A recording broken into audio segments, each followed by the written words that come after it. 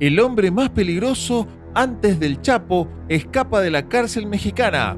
En el oscuro y sangriento mundo del narcotráfico, donde la crueldad y la violencia desafían los límites de la imaginación, surge un personaje que ha dejado una estela de temor y caos en su camino: el Neto, un miembro peligroso de un cártel mexicano.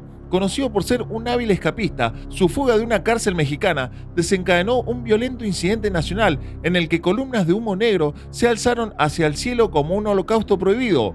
Revelar la figura más despiadada que haya existido, que incluso supera a los infames Pablo Escobar, el Chapo y el temible Mencho, líder diabólico del sanguinario cártel de Jalisco Nueva Generación, quien ha desafiado a las fuerzas militares mexicanas y ha amenazado a fiscales generales en ejercicio. Su apetito por la violencia y la brutalidad ha dejado a muchos preguntándose si alguna vez habrá alguien peor que él. Esta es la inquietante crónica de cómo el Neto, a una edad temprana, ya había dejado una huella significativa en el mundo del narcotráfico antes de cumplir los 18 años, demostrando que la oscuridad de estos círculos delictivos no tiene límites.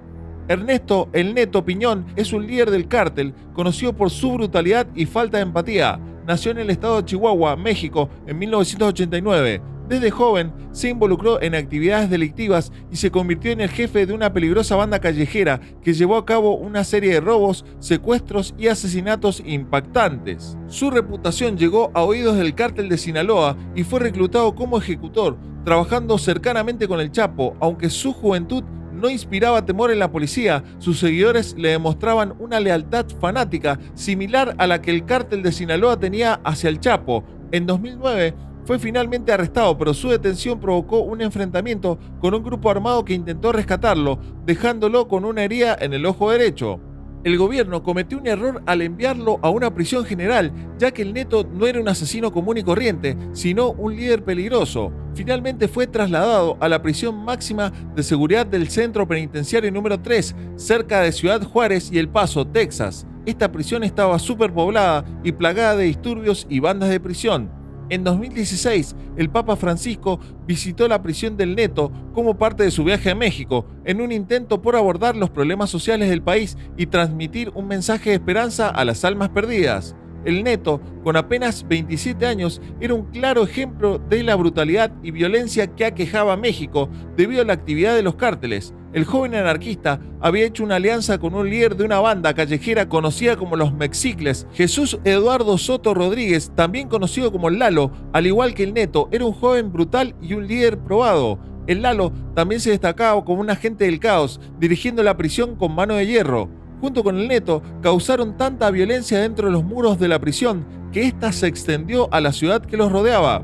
Un año después de la visita del Papa Francisco, el Neto lideró otro motín en la prisión, esta vez contra una banda rival llamada Los Aztecas, resultando en la muerte de 17 personas en 2017.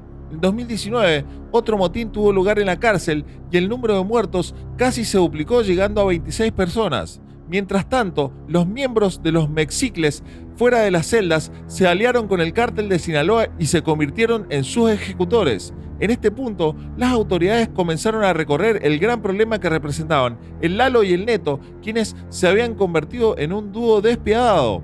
Para abordar la situación, recurrieron a las mismas tácticas de siempre: divide y vencerás. Decidieron transferir al Lalo a una prisión federal, al Centro Federal de Readaptación Social número 15, ubicado en Villa Comaltitlán, Chiapas, en febrero de 2020. Sin embargo, eliminar la cabeza de una banda o cártel puede llevar a dos posibles eventualidades. En este caso ocurrió lo peor: el Neto tomó el control del cártel y de inmediato comenzó a expandirlo.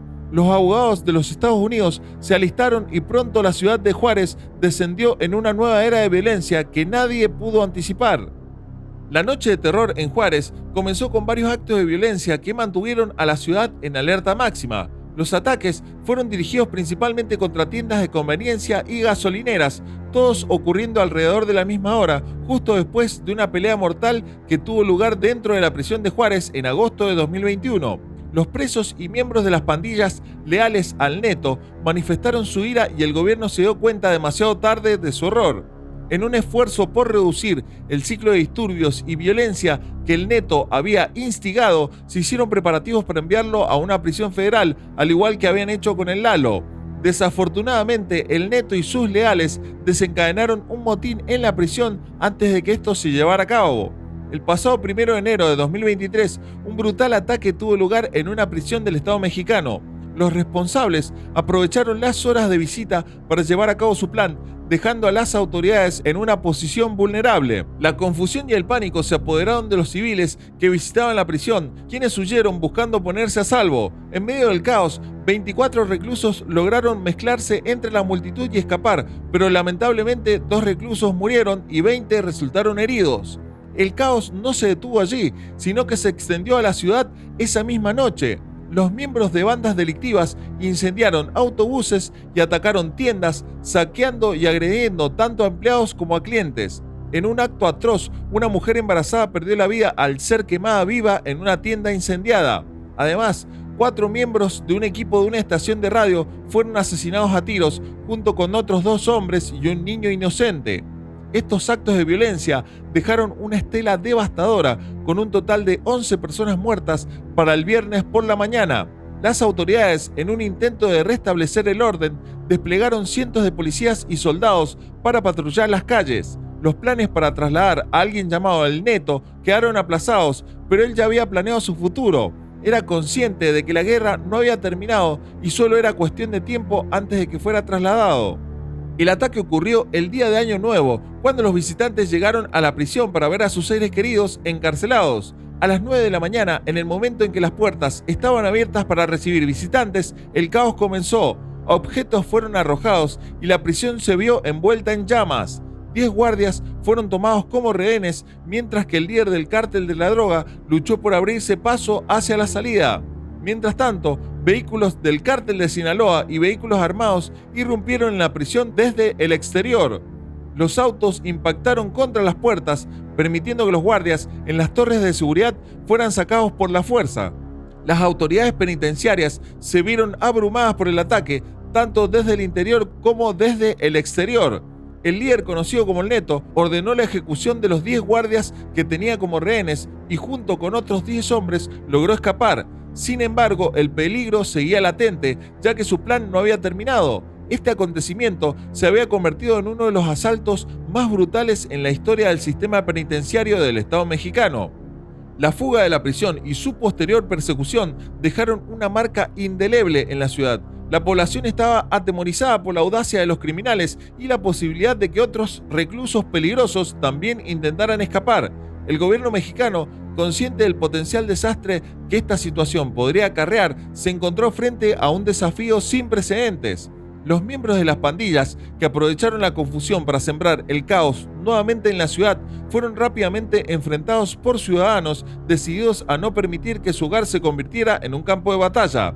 La solidaridad y el sentido de comunidad se fortalecieron en esos momentos oscuros y la población demostró una valentía inquebrantable.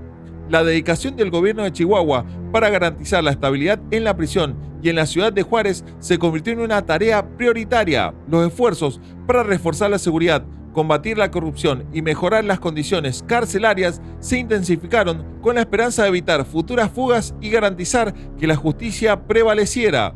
La corrupción revelada en la prisión, que permitió que El Neto y otros miembros de alto rango de la banda disfrutaran de lujos dentro de sus celdas, fue un duro golpe para la confianza en el sistema penitenciario. Se abrió una investigación interna para determinar la magnitud del problema y llevar a los responsables ante la justicia.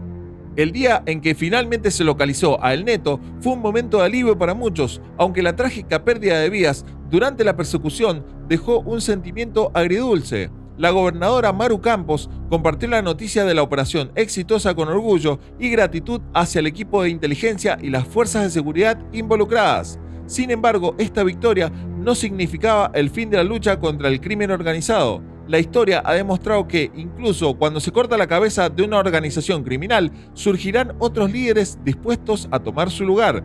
Era un recordatorio constante de que la batalla contra la delincuencia y la corrupción debe mantenerse firme y continua. En el horizonte, la sociedad mexicana se enfrentaba a la necesidad de abordar las raíces más profundas del problema, como la desigualdad social, la falta de oportunidades y la vulnerabilidad de los jóvenes a ser reclutados por el crimen organizado. es un desafío complejo que requerirá la colaboración de diversos sectores y la implementación de políticas efectivas a largo plazo. A pesar de los obstáculos y las dificultades, la determinación de las autoridades y los ciudadanos para superar estos desafíos era palpable. La esperanza de un futuro más seguro y próspero se mantenía viva y la unidad en la lucha contra la criminalidad se convirtió en la fuerza motriz que impulsaba a la sociedad hacia adelante. En conclusión, la fuga de la prisión y sus consecuencias dejaron una huella profunda en la comunidad, pero también sirvieron como un catalizador para enfrentar la corrupción y reafirmar el compromiso con la justicia y la seguridad. La historia se convirtió en un recordatorio de que, aunque los desafíos pueden ser abrumadores, cuando la sociedad se une en un propósito común, pueden lograrse grandes cambios y se pavimenta el camino hacia un futuro más prometedor. Si te gustó el video, te invitamos a darle like, suscribirte y activar el botón de la campanita para recibir todas nuestras novedades. Les deseamos lo mejor y hasta un próximo video.